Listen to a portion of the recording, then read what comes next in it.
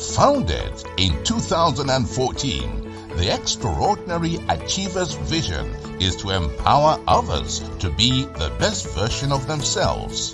The show is hosted by Chief Lady Yaa Peters, a multi-entrepreneur, empowerment speaker, confidence mentor, positive lifestyle coach, humanitarian ambassador, and a TV host.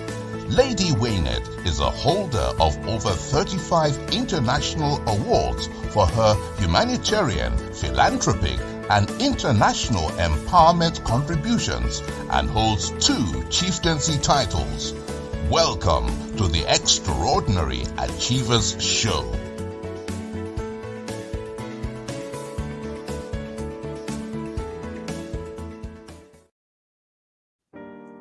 I looked at myself in the mirror today and I asked myself, what am I? Does my skin color define me? Loud and clear, I heard a voice say, no, you are the image of fine black splendor. I asked the mirror, how am I? The voice inside me again answered, you are your heritage, the product of your ancestors. The inheritance of black finery firmly lays upon you. I looked in the mirror and I asked myself, have I become the woman that my parents dreamt of me becoming? I stopped, looked in the mirror, and this time I answered with vigor, yes. Why? Because I teach and pray for my children the same way my parents did for me. My mother and my father, their morals and values lay installed deeply rooted within me, for I remain the sound of victory.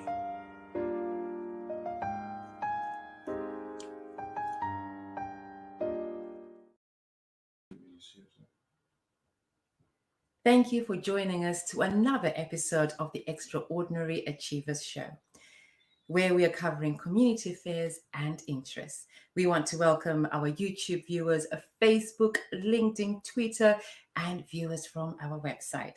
We once again take this opportunity to thank the various admins of the several Facebook pages we air live on, especially to you that has shared this program or about to share the program. We also take this opportunity to thank our head of media today, Prince Jordan and Aideen, and our media director, King Darren, our quality check officer, Heather, our admin team, Melissa, Vicky, and Princess K. And we'd also like to thank our graphics team, Anna and Zhao. For every share that has been made on social media and all our virtual communication tools, I am grateful. To all our viewers, once again, thank you for joining us. We truly appreciate your time. We encourage you to follow us on all our social media pages and platforms. Once again, if you've just joined us onto the Extraordinary Achievers Show, welcome. And now we would like to look into what are we talking about today. Like many ideals of most ethnic groups in the Western world, Black families' values reflect many goals and principles. That is indeed according to geographic location, cultural and educational backgrounds, and prevailing economic background. Today, we are joined by some amazing, remarkable guests as we explore ethnic roots, morals, and values. So let's welcome our guests onto the screen and to say good evening and to thank them for joining us today. Mr. Nathaniel Peat, the multi-award-winning entrepreneur, Patron EY Foundation, international speaker, and the CEO of the Safety Box. We would like to say good evening to you. Good evening, and it's such an honor to actually be with you again. I haven't seen you in such a long time, but fantastic to actually be on this Extraordinary Achievers tonight. And thank you so much for such a warm welcome. I prefer really people just to know me as Nathaniel. So it doesn't matter. It doesn't matter about the achievements or anything. It's really just about doing a purposeful mission for the love of it, as opposed to accolades and awards. But thank you so much for having me on your show this evening. Thank you very much. And we are absolutely excited to have you on the show, and thank you. We will be back with you shortly, Nathaniel, as we welcome our other guests in the studio with us today. Lady Yaa would like to say good evening and welcome onto the Extraordinary Achievers. Lady Yaa, Indeed. a Thank you. serial entrepreneur, an author, a keynote speaker, success coach, and mentor, and a futurist. We welcome you on the Extraordinary Achievers Show. Much appreciated. Much appreciated. Once again, thank you kindly for for gracing us with your presence and your wonderful show. Again, very, very pleased to be here. Thank you. Thank you. And we will be back with you shortly. And thank you for taking time out too out of your busy schedule. We'll be back with you shortly. Thank you. We now would like to welcome Bishop Dr. Audie Cummings, the head of the Bureau of Commercial and Corporate Affairs at SOAD, State of African Diaspora. Bishop, good evening. Lady Peat, this is an absolute pleasure. Thank you for having me on your show and the great, awesome things that you're achieving in the ways of excellence. So good, and it's such a privilege to be here. And thank you again. Thank you very much. And thank you also for taking time out of your busy schedule to being with us today. Thank you. We would now like to acknowledge some of our viewers at home, and we're going to read our comments as per usual and welcome them in. If you've just joined us for the first time, we appreciate you and welcome. Melissa, good evening, and good evening to you. Louisa, good evening all, she says, and good evening to you. Sophia, good evening to you too. Bangi, good evening, and thank you. Vicky, good evening, and she says good evening to all our guests, and thank you for all the work that you do, and we thank you for all the compliments. We would like to welcome you on the Extraordinary Achievers Show. Adepeju, thank you. And Adepeju says, welcome to all our guests. And thank you for joining us again. Kelsey says, hello and hello to you too. And thank you for joining us. Podcaster Noma says, good evening all. Looking forward to all the guests. And thank you for tuning in and supporting. Aramarum Anthony, the composer, says, brilliant as usual. Brilliantastic. His new word, and we love it. Pastor Liz, good evening to you, and may God bless you too. If you've just joined us onto Extraordinary Achievers, we like participation. We enjoy hearing from you. It is our show, all of us. So we welcome your comments to our panel, and from wherever you are, Facebook, LinkedIn, Twitter, YouTube, Meetup, or on our website. We welcome you and we thank you for joining us. Please do continue to comment as you go. And Princess Peace, my darling Tweenie, you're watching from work, and good evening to you, and thank you for joining us. We are now going to go to our first guest speaker today that's going to be asking our first question, and we are going to introduce him fully. Nathaniel Peat is a multi-award-winning entrepreneur, international speaker, including TEDx, business coach, engineer, pilot, and a man of many talents and achievements. He is listed on the 2017 Black Power List, 2018 and 17 EM Power Financial Times list, and 2016 saw an entry onto the Financial Times Upstanding 100 BME executive list. Nathaniel is a co-founder of Genex Solar, which provides innovative renewable energy products in Africa. He also founded the Safety Box, a company whose training and development programs assist with reducing youth violence and help young people develop important skills such as leadership, communication, and conflict resolution. In 2015, Peat was the only UK entrepreneur selected by Virgin Unite to attend a week-long leadership gathering on Necker Island with Sir Richard Branson. Nat is an honorary fellow of Brunel University. His work has featured in publications such as Forbes and Huffington Post. Nat was also a former trustee and co-founder of EY Foundation since 2014 and acts as a patron to the charity. 2020, he was elected as the Global Jamaica Diaspora Council board member for South UK, a consultative advisor to the Ministry of Foreign Affairs and Foreign Trade. In 2021, Nathaniel was elected to become the chairman of Brunel Business School and became an advisory board to Lloyd's Banking Group. Despite his many achievements, his most compelling trait being his dedication to helping young people rise and make a positive difference in their own lives as well as in the lives of others in their community. And today, Nathaniel Peat joins us on the Extraordinary Achievers. Nathaniel Peat, thank you so much. And it's so amazing just to see how you've just been achieving so much and changing the world. Thank you. Now, Nathaniel, we're going to ask you the question, have we lost our ethnic moral compass and values? Well, the thing is, there has been a lot of changes that have happened over many years of successive oppression that has existed in the United Kingdom. And you see where you have had many generations which have been disconnected from their roots and from their heritage. There's been a lot of dysfunctionality which has occurred in several families and homes, with broken homes of children basically living in separate homes, whereby the community is allowed it to be broken, where in the times of past the elders would be the ones that would actually help to sort out matters. Now it's done through the court system. We've had years and years of oppression through discrimination in the United Kingdom when we're talking about schools successively, whereby, you know, in particular Black children and Caribbean children failing and being excluded at higher proportions than other young people. In fact, the statistics by the Home Affairs Committee actually states that, you know, where we have a Black young person of Caribbean heritage, they're 3 times more likely to be, expelled from school. And so when we're asking the questions behind this, what is the reason?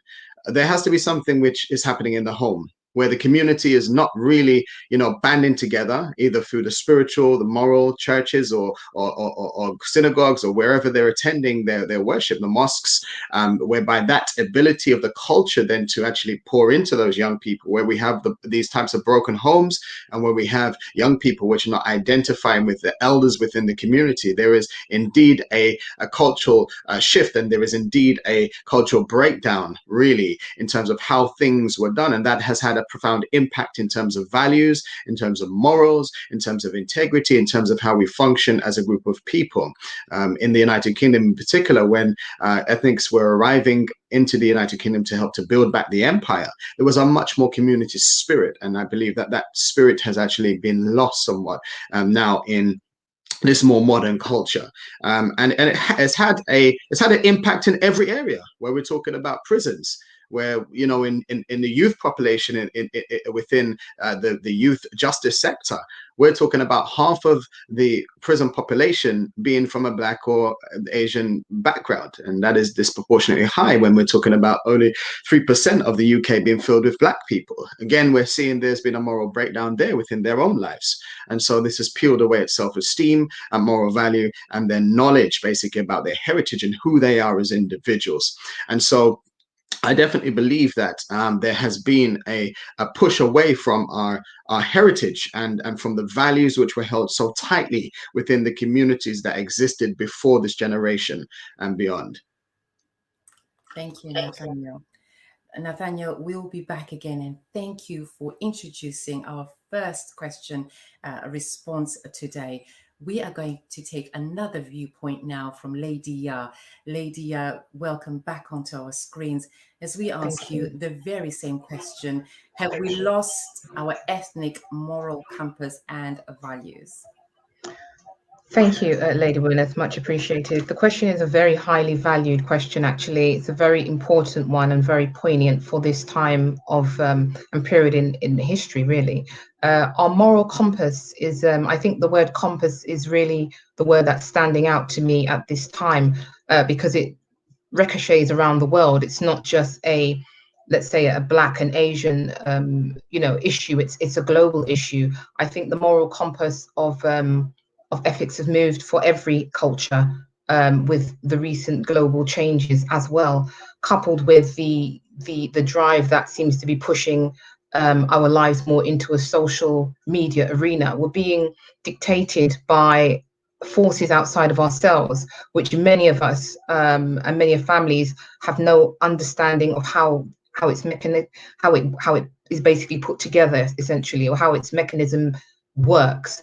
And this in itself, I think, is causing part of the breakdown that we are seeing today.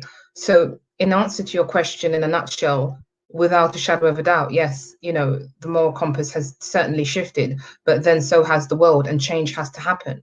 And we are in a great moment of change in this present time. And this moment of change is no doubt affecting not just the moral compass, the ethical compass, as you've highlighted here, but spiritual compasses are being shifted out of what they once were. And as a result, the root of everything as we know it as humans today is being uplifted and almost replanted in another garden. So yes, it's a very, I think everything that the gentleman beforehand, Nathaniel, mentioned, half of that I would have covered myself. Quite frankly, he's hit the nail right on the spot. Everything begins in the home, and the home itself is being split up from the core of itself. So what was back in the day a core function and a core value is no longer seen in the same way, and therefore opinions and viewpoints on a specific area within the home has changed, and this can often cause split arguments within the household, which then have a knock-on effect to the results that we're seeing in today's society. So yes, very much so. Thank you, Lady Yaa. And we hear a theme here that's echoing home and family.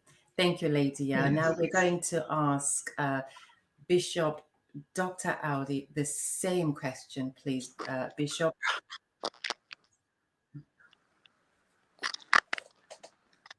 Let's take a couple of comments from our viewers at home.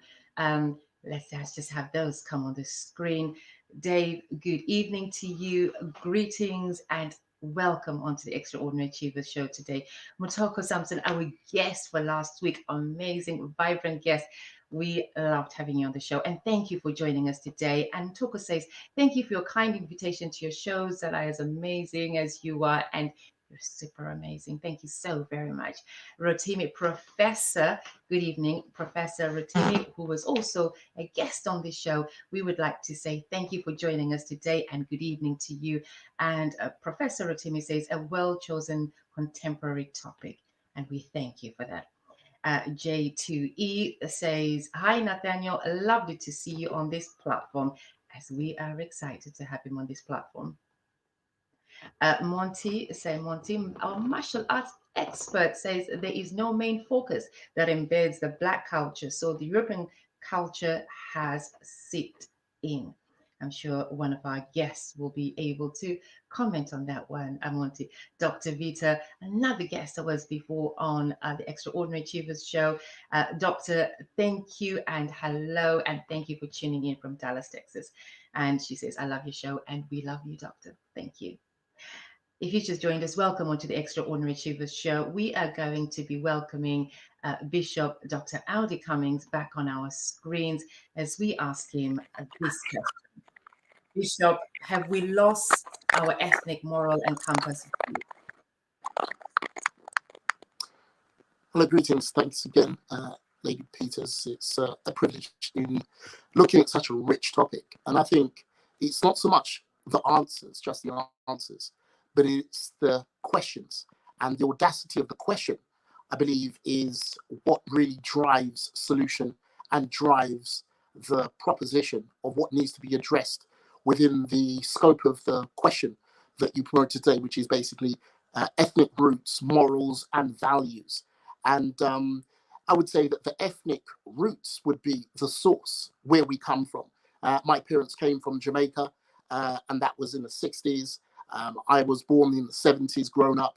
And I would say the UK that we are now in, 2021, is very different from the one that I grew up in, from a micro local perspective, in the sense that the changes are not just infrastructure wise, not just political, economical, technological, legal, or environmental, but the entire environment is going through a transforming. It's gone through a transforming, and it's going through a transforming. But to me, what encompasses the main transformation of the key to this specific topic is the legal system. And the legal aspect of the PESL would be the framework. And many people probably haven't observed since 2000. England has ceased to become a religious system and has become more of a actual philosophical system. This then means that terms such as BAME and so forth, more inclusive topics. And I think with these particular names, our voice becomes lessened because we're now aggregated into another group and we're not distinguished in ourselves. And so we find ourselves in 2021 categorized into an integrated term that may reduce our voice by at least 1/4. And in that regard, I think we must be pertinent and key to understand that this is happening. And for us, the key of African heritage to know who we are. And I've always felt that growing up here in the UK, you sometimes get that feeling of you're either here in terms of the UK, London, or either there in terms of Jamaica or so forth, in the sense that you go back to Jamaica, your diaspora, we can tell you're born there. And if we are in London, oh, you know, we're not accepted, and you have your racial issues and your difficulties in terms of as graduates being affected. 30% are less likely, other than their white counterparts, to find work. Even in the healthcare system, we find that our women who have children are 5 times more likely to die during this birth than their European counterparts. And we find the inequalities are there if they touch you or if you observe those around you are being affected. And they're all interlinked and they're all transformational and they are all connected to why morals and values are tested. Because when we look at roots, we look at ethnicity, we look at morals and we look at values. These are intrinsic. And though they come extrinsic in terms of our culture, in terms of the food that we eat, the places that we go, the identity expressed from the intrinsic ethnicity and roots and morals and values, they are being tested now in 2021 more than they ever have been because of the complexity, the transformation. And then within all of that, you are to identify, know who you are, and hold firm during the difficulties and changes and transformations to become something of what your show is entitled, excellence. Thank you, Bishop. Thank you, Bishop. And we are certain that our viewers, as they are at home or at work, are listening in and tuning in, and we welcome some of their comments. Bishop, we will be back with you shortly as we acknowledge a few more comments as they come up on our screen. We have some comments. Monty says, what we would call immoral is now being made moral, and we have to accept it. Mtoko says, a very timely and relevant topic, especially this time when the Black family is systematically being attacked and great efforts made redundant. Adioba, TJ, thank you for joining us and welcome back on the Extraordinary Achievers Show. And Adioba says, this country of today is simply not a place to bring up children, period. It takes a strong mother or father or both to achieve this great feat. This cuts across all boards and not just an ethnic problem. I've seen a Polish man throw a fit in a park, warning his son that they're going back to Poland. The roof of the house is basically on fire. Once we're at that topic, we are going to, on the statement that TJ has just made, we are going to ask Nathaniel to comment on that topic for us, please, that is raised by Adioba. Is a country gone to put? Can we not raise our children in this country? And so, this is something which we really need to actually kind of really unpick and discover. I mean, when we're talking about the second, the third, and the fourth generation diaspora, and the word diaspora simply is a Latin word for those who are dispersed. All right, for those that are unfamiliar with that term, because young people, and so second and third and fourth generation deeply have a disconnect. When we're talking about the early migration, let's say from the Caribbean islands in the 1940s and the 1970s.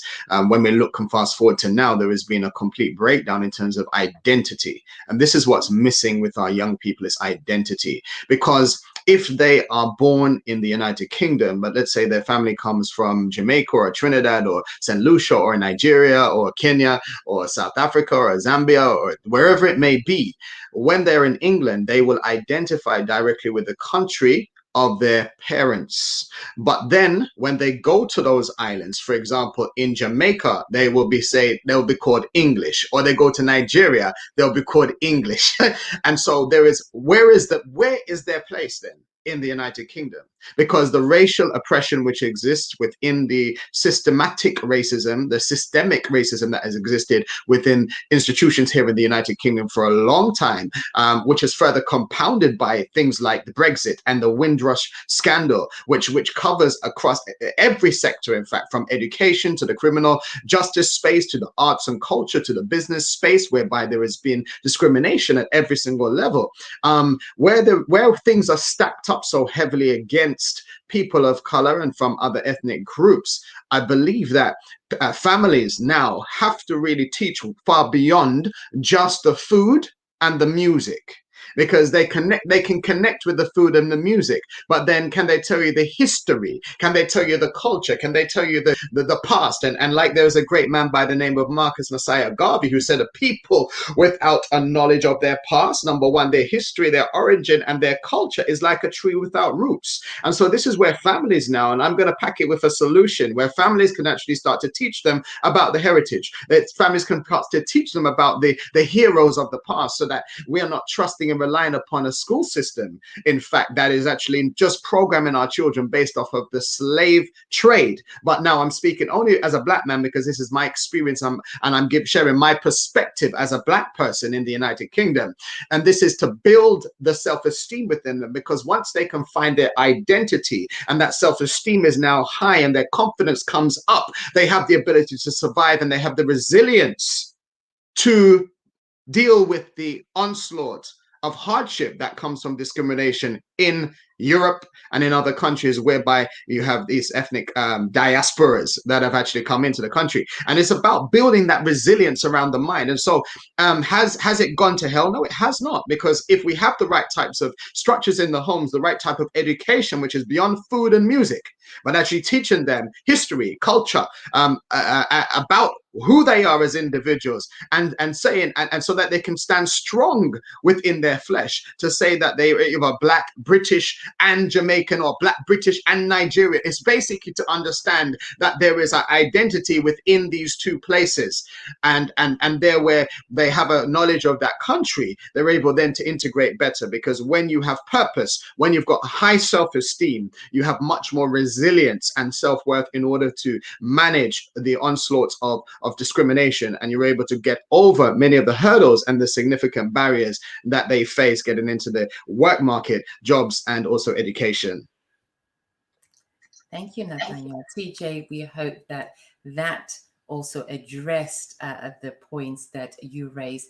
Nathaniel, thank you so much for that. We also have a comment that comes from Mutoko, and Mutoko says, Adioba, TJ, you are right. It is really scary to raise children here in this country. We are going to address a comment from Anthony Aramarum, composer, and he says, interesting Western ideologies of African can be what, in many ways, why are we African folks always put into so many biased boxes on forms? It is worth processing in detail today. I recall so many boxes to describe Westerners on application forms. Very interesting. And I thank you for that. We are going to, whilst we're addressing Anthony's comment, and we'll be back with you George, on your comment that you share with us. Was we're addressing that, Lady Yaa, we're going to bring you onto our screens, and we are going to ask you to address the comment that Aramarum has posed to us. And we also ask you this question: have we adapted to the Western society so much that we have lost our own identity? Thank you, and thank you again, Lady Winner, for both my presence here and the question. A very, another key and powerful question, if I may add. Essentially, yes, I do believe we have lost our identity, having been in the West. However, trying to look at it from a balanced point of view, there is much to have that we've benefited from as both a community and as various countries from within the African diaspora and the Caribbean diaspora collectively. There is so much we have benefited from having come to the West. And if we remember how we came to the West and why our parents came to the West, it was largely due to the fact at the time that they felt the need to migrate to find a better grain or better opportunities for the household. The plan ultimately was never to stay in the West, and that might be the mistake that we've, as a community, have actually made to the detriment of the younger generation, who are now the seeds of the previous generation's decisions. That being said, ultimately, I do believe there is much that can become out that can come out of this situation, and I do believe that now we are, as Nathaniel mentioned, second and third generational, generations. We now have the opportunity and the responsibility to make what I call the return journey, to reinvest back into where we came from, whether it be in the Caribbean or Africa, or both, preferably, and to make that, that 360, that return journey. We have the knowledge of the West. The West ultimately was never designed for us. It never will be, in my not in my observation. It will never. It's not a place ultimately healthy for Black families, which is why there is so much issues. Let's put it that way, mildly.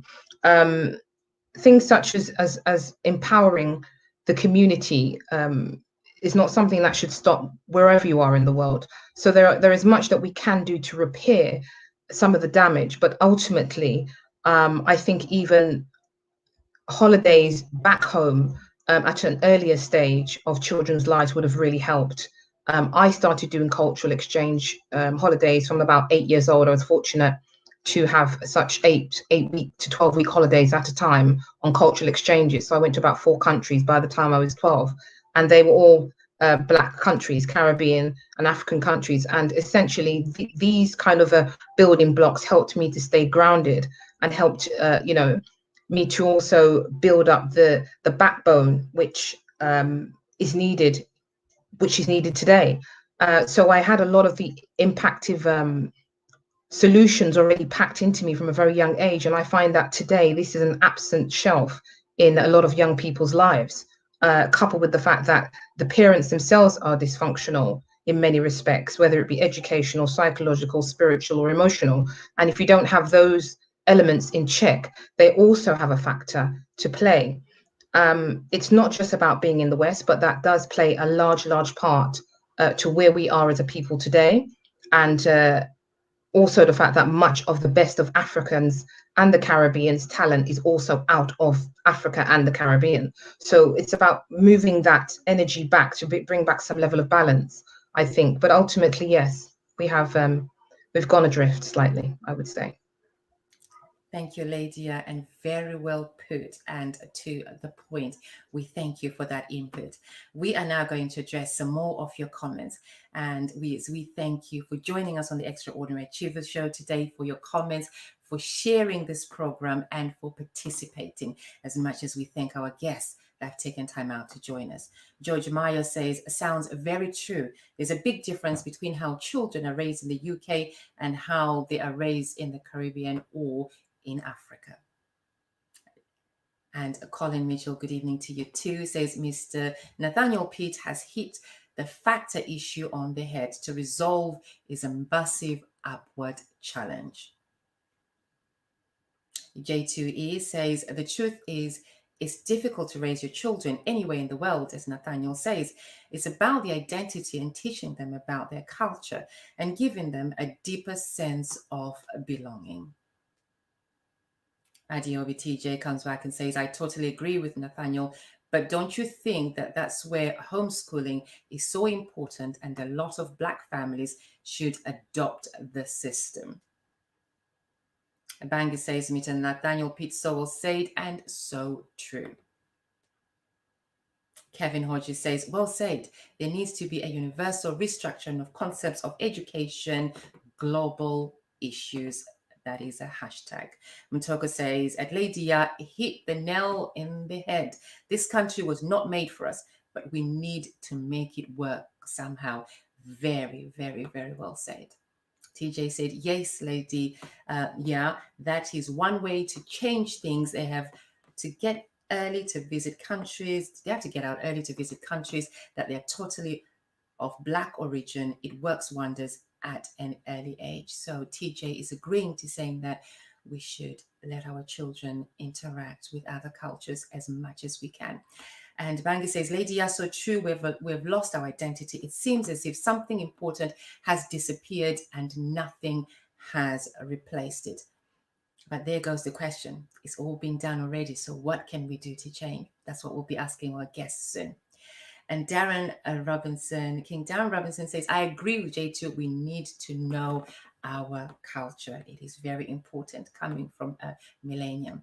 Mr. Bami Collie Roberts, and thank you. And Mr. Bami Collie Roberts works with the youth and is well versed on this topic. And he says, morals and values are the integral part of our lives. Our children today need to hear more about morals and values. Thank you. We thank you for your comments and please keep them coming in. We are going to welcome back Bishop Dr. Audie Cummings back onto our screens as we ask him this next question. Bishop, what impact does it have on our heritage?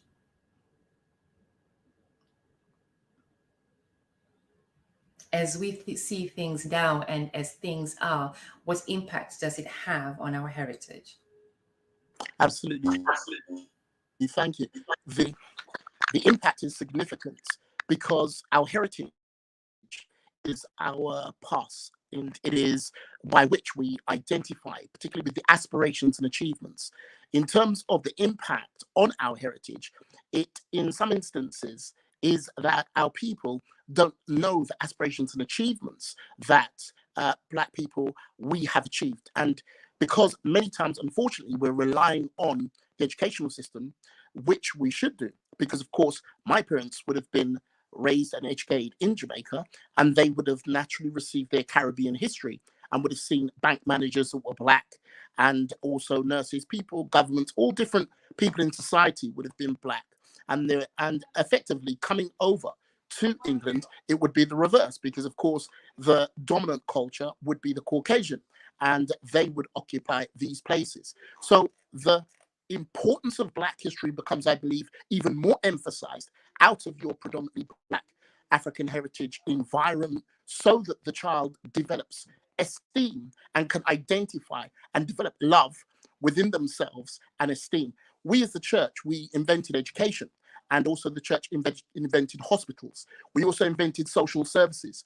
And so a lot of people don't realize, though we are now a philosophical system and the church attendances are dropping, what's happening is that people aren't where they used to educate. They would receive all of these inputs within the church. This would be an actual group support network. This would be education concerning what's happening around you by playing a role voluntarily, because of all of the fruits of the Spirit and the characteristics and the community effect of preservation within the environment. So this extraction, this lessening of the importance, then places people into a system that doesn't have the heart, but it has the mind. So when you have caring, particularly services where people have the mind but not having the heart, then we are looking at a different society. And so the heart and minds of the people must be aligned, focused, and ultimately committed towards understanding that excellence goes beyond the mind into the heart and dedication of belief. And when it comes to education, if we are not motivated, we will less likely to become educated. And so the motivation comes from our history, which then impacts us as individuals and enables us to be cohesive with other individuals that look like us, creating an environment, a reverberation, a camaraderie to be able to believe, though you are challenged, but knowing others that are able to rise to the challenge enables you to still have an extrinsic as well as intrinsic determination that we shall overcome in Jesus' name.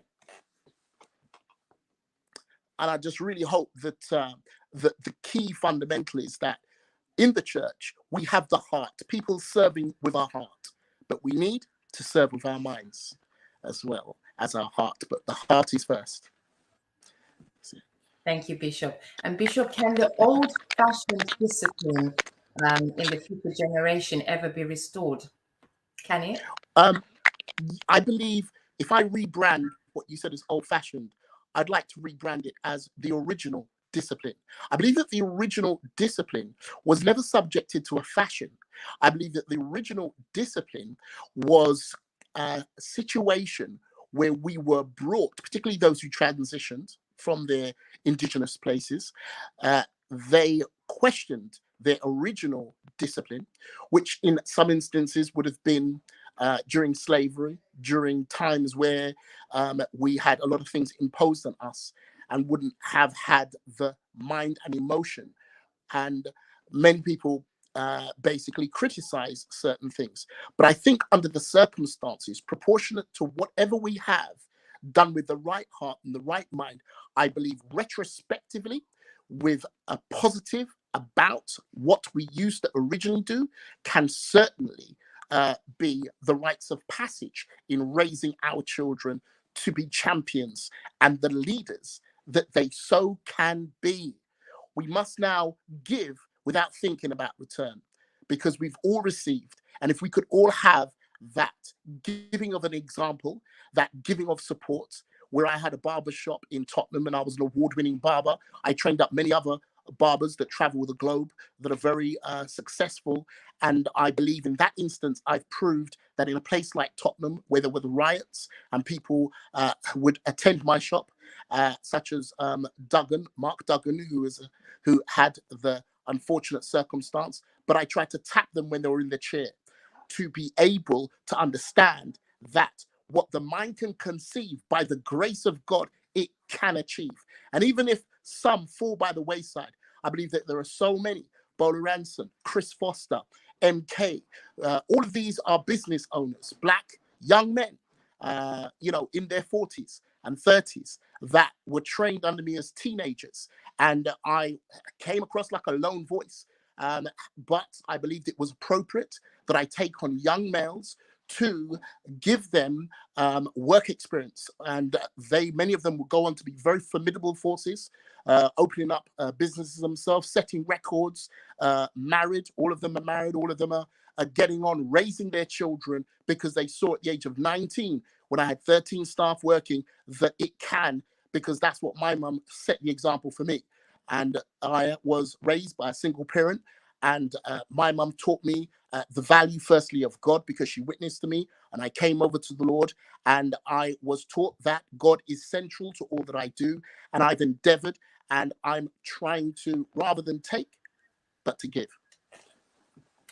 Thank you, Bishop. And we are now going to thank our guests again that are joining us from home, from work, from wherever you are watching us, from Facebook, YouTube, Twitter, LinkedIn, our website, whichever one of our platforms you're watching us from, and from the shared platforms too.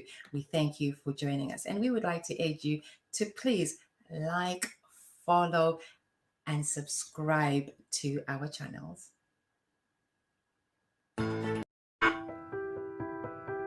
For real-life stories broadcasted live on air, to please subscribe to our newsletter from our website. We will be honored if you could please like and follow our Facebook pages. Stay in touch and tune in by subscribing to our YouTube channel. Thank you for following us on our Instagram, Twitter, LinkedIn, Tumblr, and TikTok. We are live every Wednesday at 8 p.m. GMT. Please do share with others. Thank you for following us, liking us, sharing, commenting, and participating on today's topic. We are now going to address some of those comments that have come in whilst our guests have been sharing some wisdom of experience with us. Adepeju says, I agree with both speakers. It is difficult to raise children in this country. Princess Toyin, and thank you for joining us again.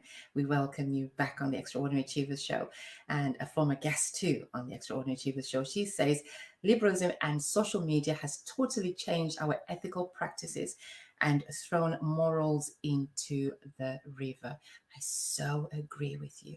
So agree with you. Mutoko says, at Bishop, excellence is the mind Pritchard. Princess Toyin says, thanks to all the guest speakers, all making good points. I agree. Vangi says, values and morals were the binding pillars of society, and any form of societal development success depends largely on the values and the norms. The composer says, I think we need to get back to our roots to understand our place in Western spaces. I love the idea linked back to self-esteem in knowing personal self-worth.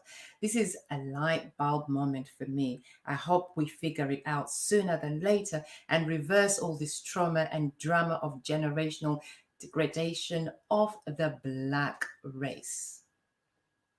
Vicky says, raise children to be the best that they can be. Thank you.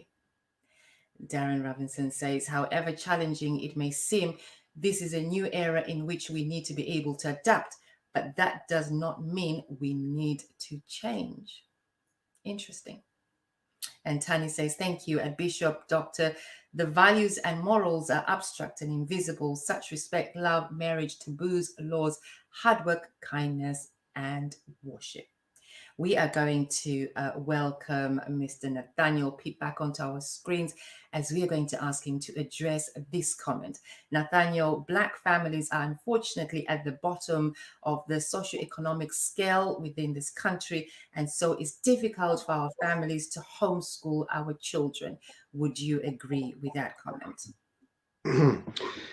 Having been a dad, experiencing the similar thing of homeschool, it takes some level of sacrifice in order for us to raise our children, and it's ownership that we have to actually have, because schools are not going to teach our children how to sell, how to manage money. They're not going to teach them how to think, how to negotiate, how to face failure. The schools are not going to teach them how to invest money, how to trade, about income tax or savings. They're not going to teach them the principles of success. The schools are not going to teach them how to make an impact with their purpose. It's not going to teach them how to start a business. Schools are not going to teach them the importance of traveling, how to grow food.